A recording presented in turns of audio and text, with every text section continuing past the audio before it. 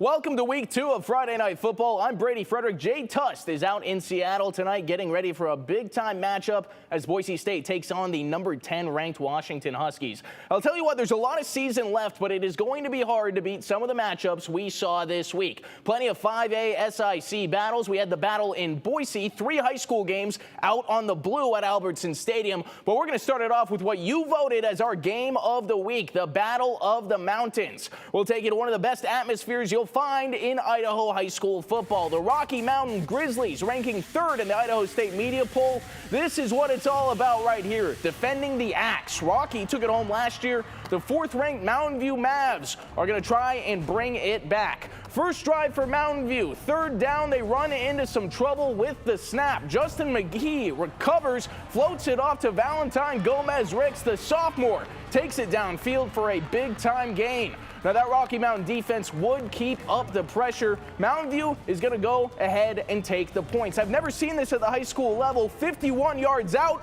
Martin Connington makes it look easy, splits the uprights, and eventually that Mountain View offense would start getting some touchdowns on the board. Goal line set, McGee going to call his own number, powers his way in from a few yards out to put the Mavs up 10-0. Mountain View really prides themselves on their power run game. They got some beasts on the O-line. They got some reliable guys coming out of the backfield. They would keep it rolling with their brand of football. Gomez-Ricks takes the handoff this time, breaks in for another touchdown. It was horns up for the first portion of this game. Mountain View leading 17-0. But you can't keep Rocky on ice forever. They would get it going. Here's a momentum swing. 4th down, they elect to go with the fake punt. It pays off. Look at them pick up the yards. Soon after that, Jaron Akibi going to pick up some huge yards on the pass from Gunnar Thompson.